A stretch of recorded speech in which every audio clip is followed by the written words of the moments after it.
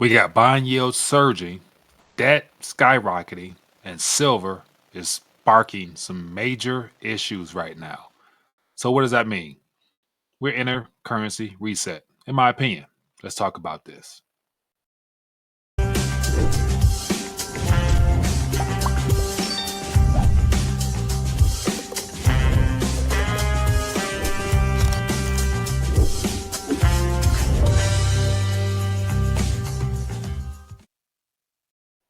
All right, let's connect. Definitely looking forward to sharing my 2 cents on some things. Lots of interesting graphs, charts, and everything in between, highlighting how the problems that we're facing are severe. But then again, we haven't really experienced nothing that has caught the attention of everyone just yet, even with silver and gold setting all-time new highs in gold in particular. But with all the price action right now, it's still not enough, I guess, attention being paid to the underlying problems as to why all those things are increasing in nominal value and things are still seem to be somewhat functional. And so we're going to talk about that and a couple other things that are on my mind this morning. But other than that, I hope everyone's doing well. As always, want to make sure I give everybody a chance to share their thoughts and ideas or whatnot. So feel free to drop some thoughts or some things of that nature in the comment section. Definitely love to follow up and check in with you guys. But I have, let me see here, 10 tabs or so, ultimately just highlighting some of the concerns that we're all up against in reference to the global economy. We got the BRICS meeting starting today, so I'm expecting something out of there. And then we have what else? Of course, geopolitical tensions, escalation of war, and everything in between.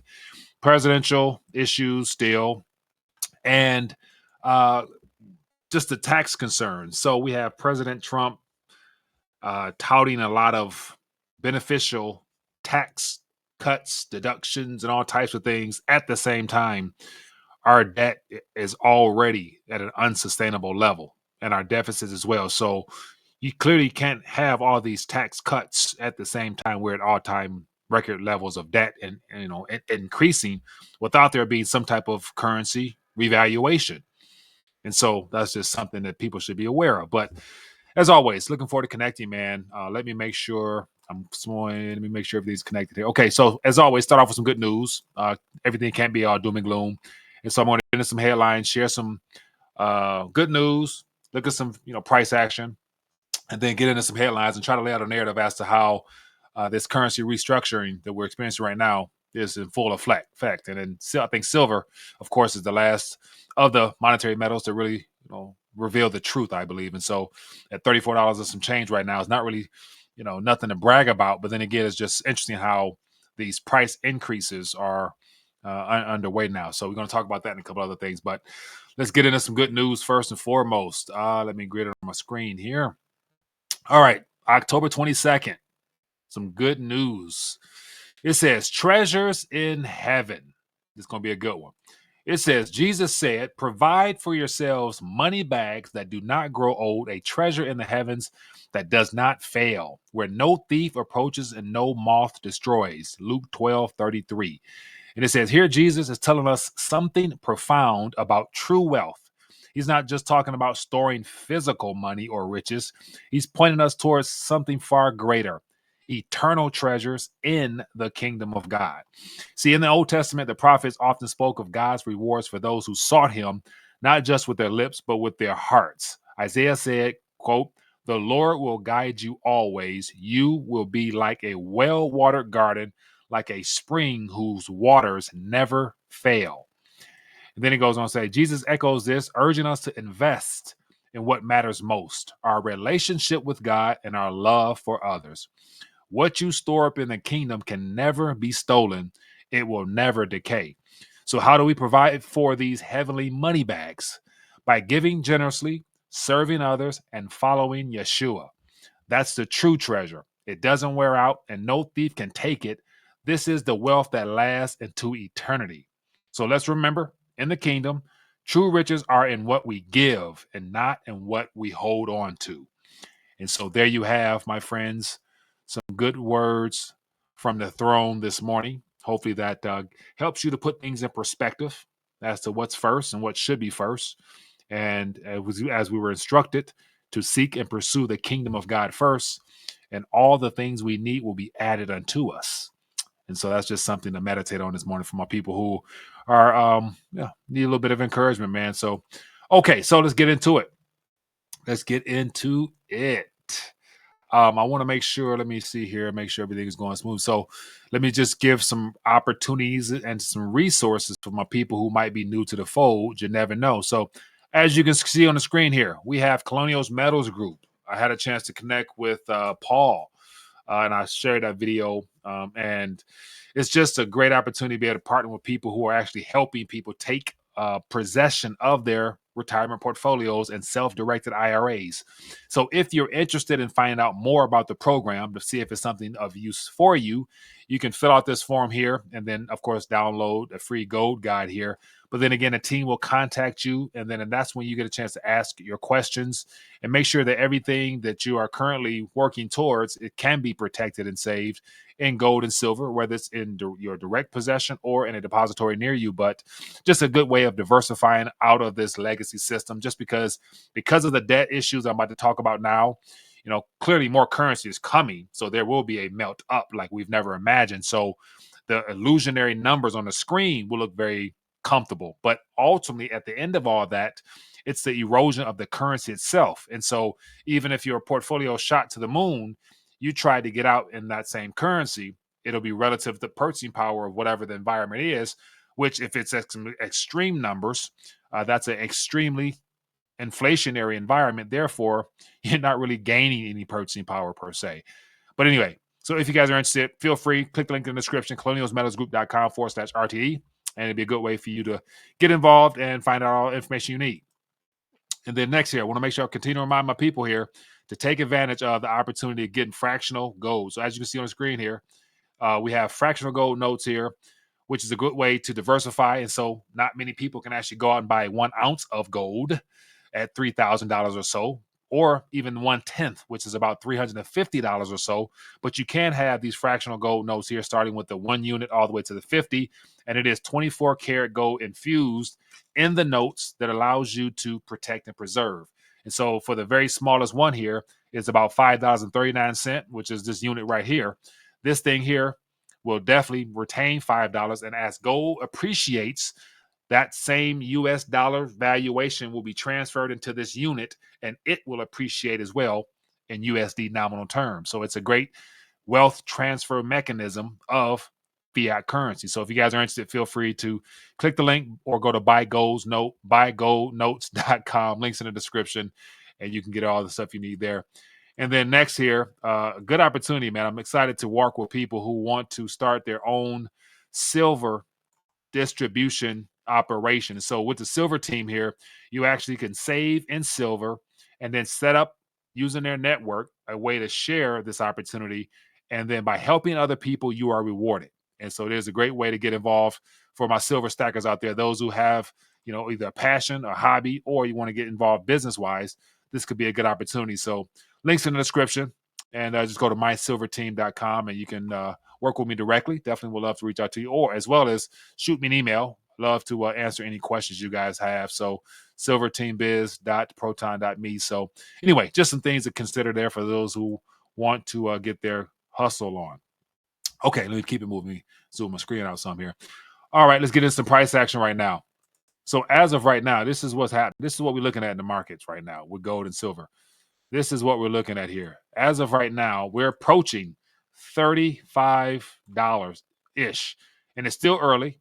But what I notice here is that typically when the markets open, you see a little rally and then there's a slam down. And this slam down here is quite small compared to what we've witnessed consecutively for the last several years when markets open over here in the Eastern Hemisphere. And so this little sell-off here was not able to be maintained. And so here it is now, almost up a single dollar within a couple of, not even a couple of hours of trading. And then, of course, we have gold over here, almost up $20. And you see how hard they're trying to slam this thing down. But let me move myself out the way here. As you can see here, all these slams downward pressure movement is actually the dumping of all those future contracts that I guess the short covers are trying to make up or whatnot. So yeah, interesting. But once again, they're all in green. So let's just see where it goes. But to me, this is the indication of the things I'm about to talk about right now, because clearly there's a flight to safety. And what are they running from? And that's what we're about to get into right now. And so let me just start this off here. Let me just get this party started right here. Let me zoom in so you guys can see what I see. Let me get my screen here. Let me give me 1 second. Let me get this going. I have to maneuver on the fly here. But as you guys can see on the screen here, we have a global debt crises that even the IMF is starting to address. It says world's 100 trillion fiscal time bomb keeps ticking. And so based upon the metals action with gold and silver, I would probably say the time bomb is probably starting to literally, like, it's probably already exploded under the surface, and it just hasn't made its way to the public just yet, outside this price action we have here. But just thumb through this a little bit to lay out the framework for why we're probably seeing this type of action in gold and silver. And also typically a lot of people are expecting crypto or Bitcoin in particular to also be experiencing the same type of price appreciation. But as of now, it hasn't. So flight to safety, is it a safe haven just yet? I don't know. But, as a speculative vehicle, I believe it will be a recipient of the trillions that will come. And so just a matter of timing, people. So as a good trade, then I do think Bitcoin would definitely do quite well compared to all the other assets, because in the long run, gold and silver will be around a lot longer than Bitcoin for sure. But it says IMF urges debt reduction as finance chief meets in Washington. So literally they're meeting right now. Janet Yellen was speaking right when I decided to record this. But it says Canadian interest rate cut, Russian rate hike. So you got the Eastern Hemisphere, which is Russia, they're hiking. And then you have the Western Hemisphere, they're cutting. That's kind of like a anomaly there. But give you an idea what's going on here. It says, even before global finance chiefs fly to Washington over the next few days, they've been urged in advance by the International Monetary Fund to tighten their belts. 2 weeks ahead of the potential era-defining U.S. election, with the world's recent inflation crisis barely behind it. Inflation crisis is whatever. It's not even behind it. Ministers and central banks gather in a nation's capital to face intensified calls to get their fiscal houses in order while they still can. It's too late. So here we got debt loads are set to expand globally. So we have world GDP. We got the world GDP at this current moment is 120%. I'm sorry. No. I'm sorry. Looking at this wrong. World GDP that is just shy of 100, projected to be 120, of course. And then we have G7 is over 100. We have the US is officially above 100. Then we have forecasts here. China is rough 50. We have Germany is trending downward. Japan is about 230. UK is 100 plus. We got France is 100 plus. And so the forecast, based upon all these G7 nations here, is projected to reach some numbers that are not even possible. Like the fiat currencies, which is the primary unit that they use for creation of debt, won't be in existence or to be rebranded. That's ultimately where all this is heading. And I think this upcoming presidential election, whoever's in the White House, there's a sovereign debt crisis that they will have to address, which will ultimately be a rebooting of the currency itself.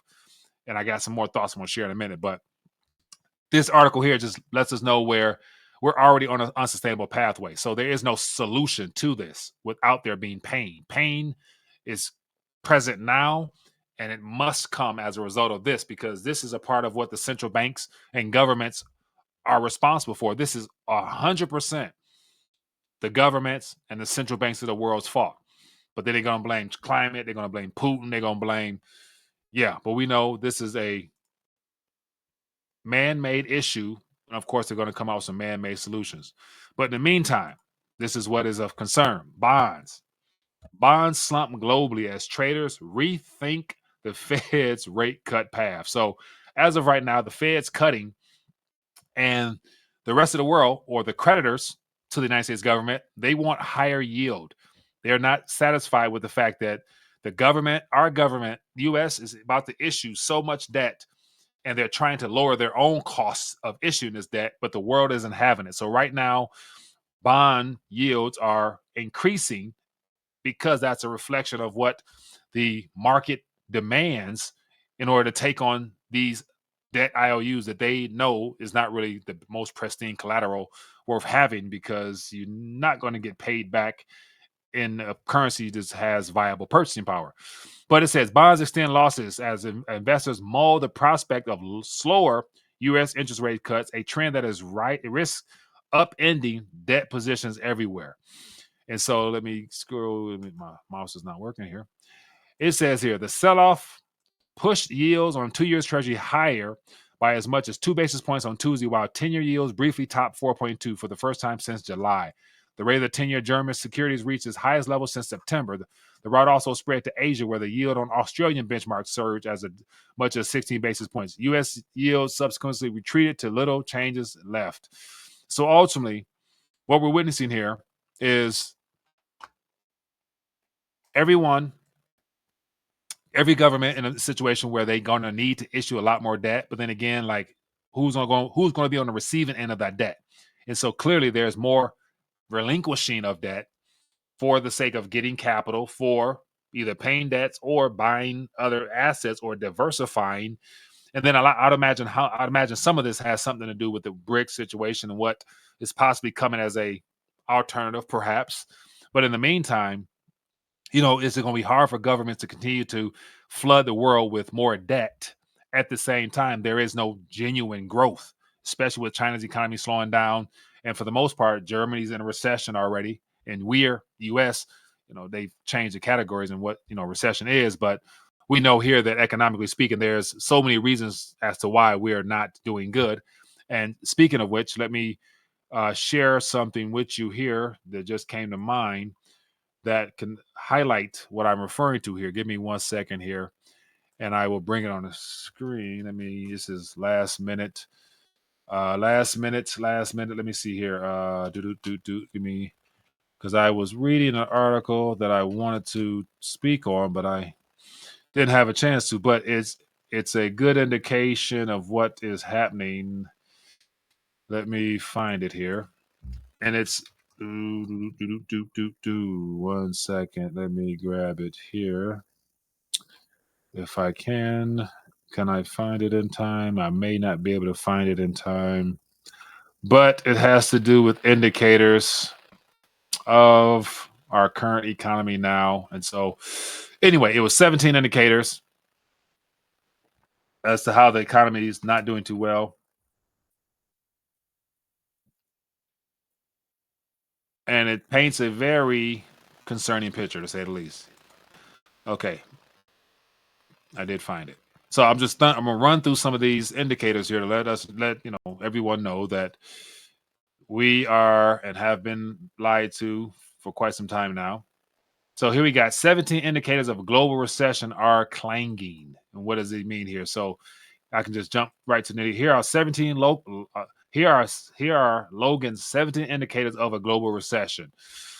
Tighter credit conditions, increased repo fails, volatility in China and Japanese bill markets, near-term forward spread inversion, swap spread compression, SOFR and Euribor calendar spread inversion, 2-year, 10-year curve inversion, hours worked, total compensation falling oil prices, factor gate pricing falling, ISM survey negative, U of M consumer sentiment survey negative, increasing credit card debt, contango and world trade WTI futures curve.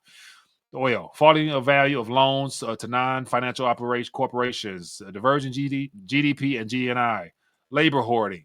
So these are just some things that, if I was to click on each one to pull up a graph, you'll see some things that are very negative.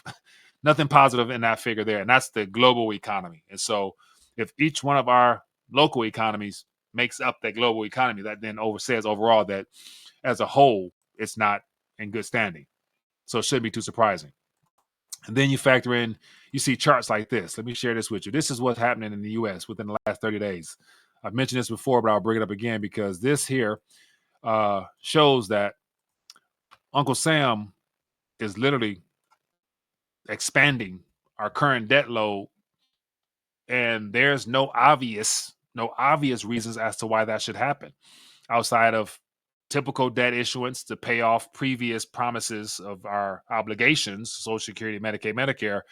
This type of activity here signals that there's either something under the table or that this funds is, probably going to Ukraine, Russia, Israel, all that stuff like that. But it says here, you can't make this up. Total U.S. debt jumped by $473 billion over the last 3 weeks alone to a record 35.8. This means that the U.S. has taken on 1.45 or 1,450 of debt for every American over the last 3 weeks. So every single American, $1,400 worth of debt added to your tab.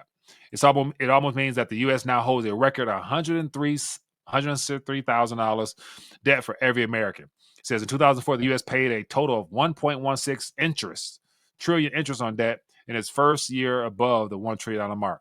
So in interest alone, the U.S. paid $3,336 for every American during the fiscal year. What is the long-term plan here? Clearly, this can never trend downward. It's not mathematically possible, because if they stop paying obligations, that literally would be a default, and that would be a sovereign debt crisis outright. So this is a quasi sovereign debt crisis, and the tool of which they're using is the currency, the Federal Reserve note. So stuff like this. So we got 100 trillion globally. We got almost $500 billion within 3 weeks here in the U.S. But it doesn't stop there. What really concerns me most is how we have the current administration, or the pending administration, Trump, at the same time trying to use the idea of tax cuts, tax exemptions, and all types of things as a ploy for votes. And mathematically, it's not possible. You can't cut what little revenue the government brings in and still have revenue to make due for our obligations. And tariffs won't cut it, because tariffs on China and anybody else that's importing in here, the price of those goods will ultimately have to go up. And so unless we plan on not using anything made in China, then how exactly would our country operate? Because everything is made in China. We have no infrastructure set up, and he couldn't set up nothing in time to make things to begin getting our country back to some form of productive growth measurement. So Trump's tax plans could exempt 93 million Americans from income taxes. And just the fact alone on the income tax that is paid out doesn't really do much anyway with servicing our debt, because the tax receipts are nowhere near enough to meet interest, nevertheless, to pay anything. For the most part, it's just more so a compliance part on our side, because we, the people, if we don't pay, we know the consequences of not paying. And so it's more so we've been conditioned to pay income tax, because even though outside of, it's not constitutional whatsoever, but then again, the powers that be run things. And so if you get too loud or you bark too loud about it, bad things happen to people like that, i.e., Irwin Schiff, Peter Schiff's dad, and all the other people who speak out against it. So clearly Trump has something up his sleeve, and I don't really think it's going to be beneficial without there being an initial jolt of pain. And so between all this debt and the fact that the income used to services debt, he's trying to cut it.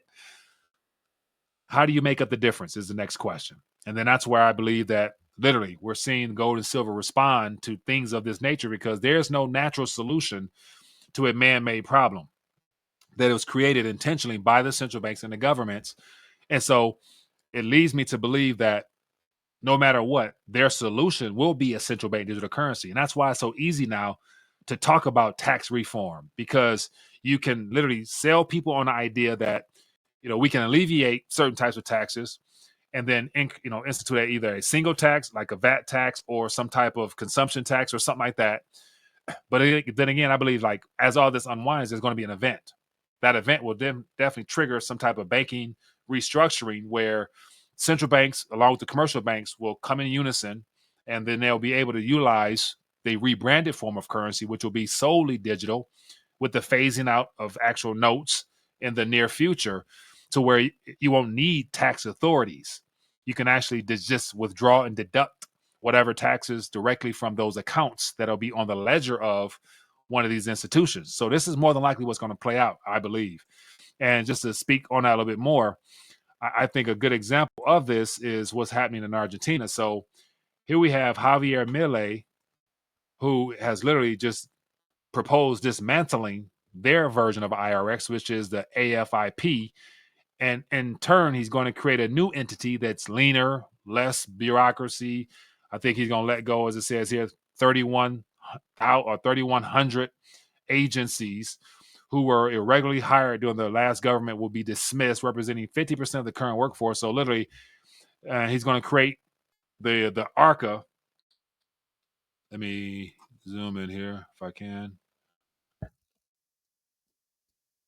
He's going to create the ARCA, which aims to reduce state, eliminate unnecessary positions, professionalize the agency, dismantle corrupt networks, and improve efficiency of revenue collection and customs control. So still collecting revenue and managing customs. And so exactly how will they do this? Like, they're not going to use a big bloated agency, which was their former way of trying to collect taxes. So I would assume that they're going to use technology. They're going to use some new methods based upon this whole blockchain based disruption that has been placed here strategically for a monetary reset.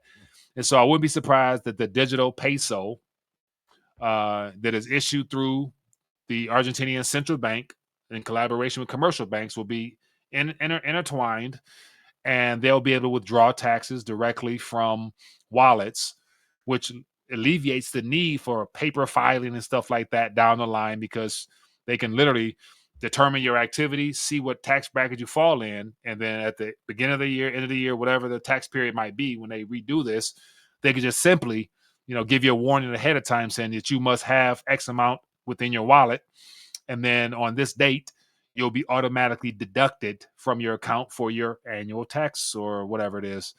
And so to me, that's very probable. And if I think Argentina might be getting this off the ground. And so it's good to say, as a result, whoever the next president of the United States will have to do the same thing, because they're all working the same game plan. So it's not like one is, pulling back from the establishment and being creative and intuitive with things, just because Harris hasn't said nothing positive about what she's going to do. She's just hiding from everybody.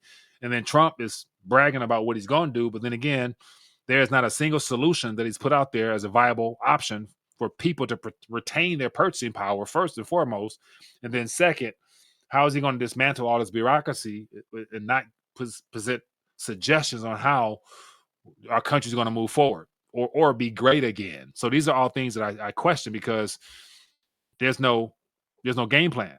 It's just the whole spiel of just vote for me. Then when I get in there, then we'll get this done. No, it doesn't work, especially in the midst of a global reset. Like, come on now. Like, I just think it's very foolish to put your trust and confidence in one person's promises, because promises are short-lived when you don't have support by your constituents.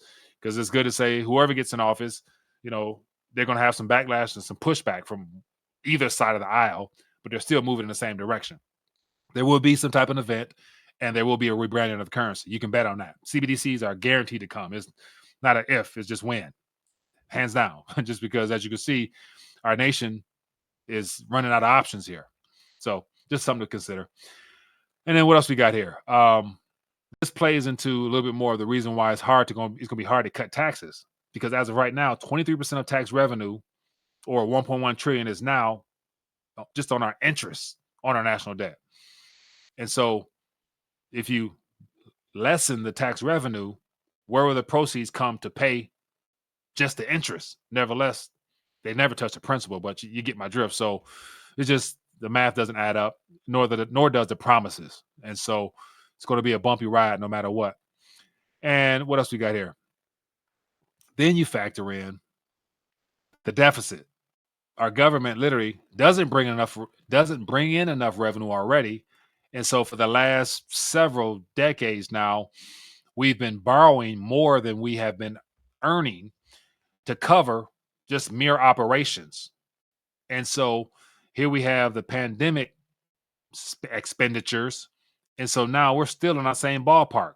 at $1.83 trillion over our budget. So imagine an employee or a household being that far in the negative using a credit card. So literally, Uncle Sam is swiping a credit card. Every month they issue bonds, hoping that the world comes to buy those bonds so that they can just pay interest, never the principal. It's not sustainable. But then again, who never know? We never know. And then this is our currency. So this is how this all ends. This is the debt of the nation over its history. It took 221 years to get to 12 trillion. And then within the last 12 years to get to $35.8 trillion. They've added 12 plus. So think about that. And 5 of that is the last 5 years. Or I'm sorry, it says US debt added 12 trillion in debt since 2020. So just look at these numbers here. So this parabolic move of debt is the sign of a sovereign debt crisis because they can't be paid back. And it's all denominated in Federal Reserve note. This is a silver certificate, but in Federal Reserve notes. And so how does this end? Painfully. For those who have their entire financial paradigm centered around a dollar symbol that represents a debt instrument in the form of the Federal Reserve note or the digital representations, which are inside of the commercial banking sector. That's how this all plays out. It's happened. 99.99% of all currencies have failed as far as just being defaulted on. It's a simple default. It's when a sovereign government declares bankruptcy. They wash away creditors, which are the holders of the currencies. Then they issue a new currency and expect people to have trust in it. But then again, because of desperation and the sheer fact that people just need the currency or resources to provide their needs, food, housing, clothing, shelter, long as that new thing purchases those things, within time, it's easy to forget that you just got robbed and you'll start over again, just like they do in Zimbabwe, Venezuela, everywhere else. It happens basically hundreds of years now. So Rome collapsed because of currency, got broken up. Then new dynasties began forming after that, new kingdoms, currencies get defaulted. There's war. There's all the other things that come with it. It happens all the time. Just unfortunate that we've never experienced it in the modern era. But then again, it's here. So it's going to be a very interesting couple days, weeks, months. And just something to pay attention to. But my suspicion is that as a result of all the things I just talked about, we're going to see a lot more of this moving upward. And then eventually the U.S. government can't have people getting wind of this because silver is not in the mainstream headlines. Gold is, not silver. And so if silver was to get the attention of the average Joe and Jane and they all decide to go get physical, this price would shoot up a lot faster and it'll be way more pressure on governments to try to figure out how to hold this in. So these are things worth paying attention to, man. That's why I encourage people to diversify and make sure you are well in tuned as to your strategy on doing so that you're not the last one holding the bag. And that's why I have all the resources down below for you guys to consider. And once again, if you know better, you should do better, hopefully. So just share my 2 cents on things. What else we got here? Anything else worth talking about? Everything is covered. But anyway, enjoy the rest of your day. Be blessed, be safe wherever you're at, whatever time you're watching this video here. Drop a comment down below, and I will catch you guys on the flip side. Peace.